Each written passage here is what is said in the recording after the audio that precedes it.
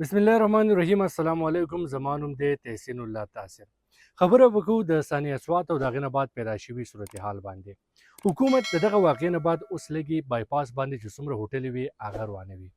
دلته سوال پیدا کیږي که چېرته دا هوټلې دې نه مخکې نه وې دا واقعه به نه راتله یا دا هوټلې روانې کړی شوې بایپاس باندې، نو اوس به داسې واقعیات مخې ته نه راځي. دا کوم چې اوله ورځې واقعه مخې ته راغله چې یو خاندان پوره په سیلاب کې لاهو شو.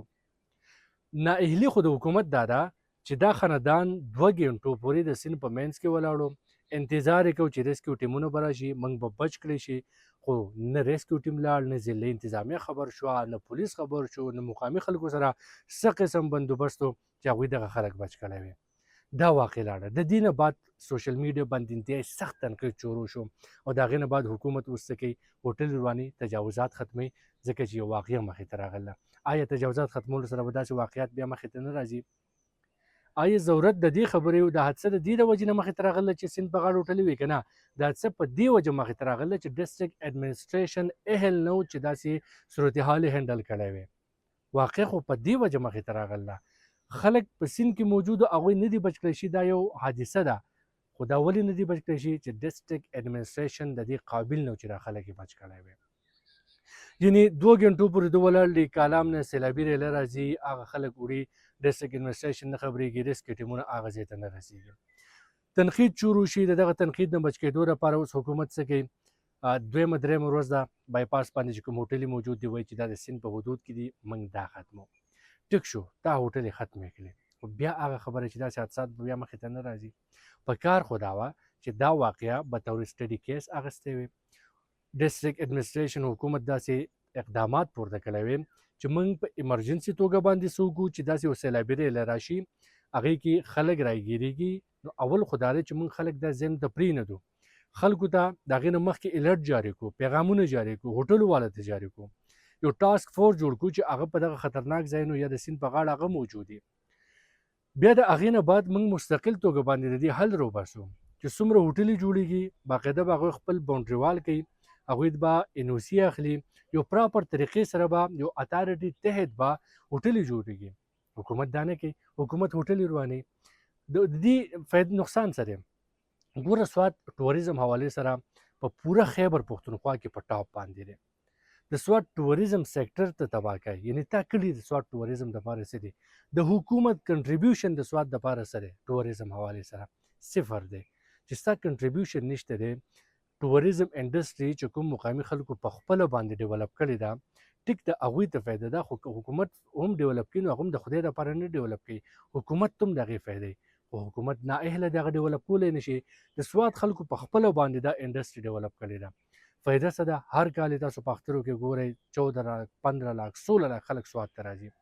که دې کې 12 لاک خلک کالام مدین بره لاړ شي، ایون لو نمبر چې په دې کې دا شانګلې ته هم راشي، 4 لاک خلک هم په منګوره کې پاتې شي. نو منګوره کې یا اورال په دغه ایریا کې فضاګټ کې دومره کیپیسټي نشته دی چې 4 لاک خلک ایډجسټ کړي. مزید د هوټلو ضرورت دی، مزید دا انډسټري ډیولپ کول غواړي، مزید سہولیات پیدا کول غواړي.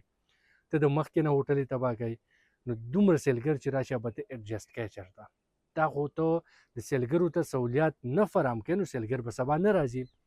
یوه په زرګونو مقامي خلک بیکاره شو، ته به هغوی ته متبادل څه ورکوې؟ ستا بجټ خو دا دی چې هغه ټول د وزیرانو، هغه د اسونو دپاره، هغه د فضولیات دپاره خرڅ کېږي، عوام دپاره خو څه شته نه. عوام په خپله باندې ځان له روزګار ګوري، په خپله یو مارکیټ جوړوي، په خپله باندې د پیسې سرکولیشن دپاره ذرایع جوړوي، ته هغه هم نه پرېږدې. ته خپل د اډمنسټریشن بچ کولو دپاره، د خپل ناهیلۍ پټولو دپاره ته لږې هغه هوټلې بلډوز کوي، او هغه هم په بغیر نوټس نه. ټیک ده، دا هوټلې غیر قانوني دي، دا چې د 15 کاله موجود وي، ته هغه وخت کې چېرته وي؟ په کار نه و چې هغه وخت کې دې باندې نوټس اخیستی شوی. یعنې د 15 کاله چې په غیر قانوني هوټلې موجود وي، نو آیا ډسټرکټ اډمنسټریشن په دې باندې بتا اخیسته، بلیک میلینګ کېده، یا په دې باندې باقاعده دوی ځان له خفیې پیسې اخیستې؟ چې 15 کاله یو کار غیر قانوني کېږي، نو خو د دې مطلب دا شو ډسټرکټ اډمنسټریشن فیل دی په خپل ذمهوارۍ ادا کولو کې. نو ذمهوار خو هغه دی که نه، هغه جیل کا چې ته 15 کاله تنخواګانې افسرانو اخیستې دي، هغوی څه کړي دي؟ ګنډاپور ته خو دا پته نه لګي چې قمبر نه کم بایپاس تللی فضاګټ په هغې باندې هوټلې قانوني دي که غیر قانوني دي.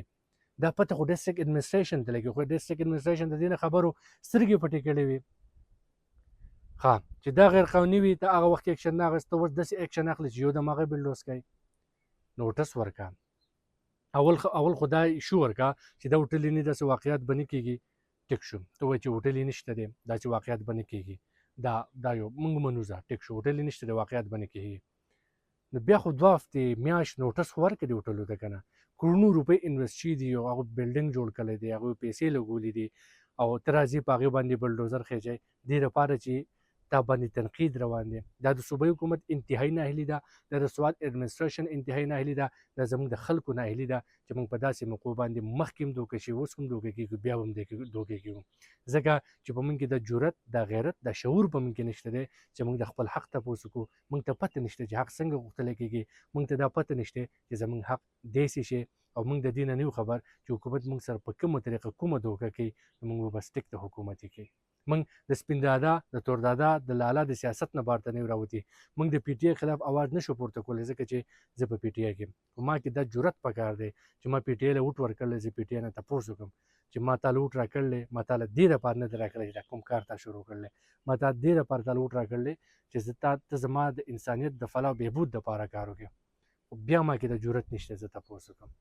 تر څو پورې عوام کې جرأت نه وي، همدغه شانتې دوکې به ورسره کېږي، همدغه شانتې خوار او ذلیله به وي.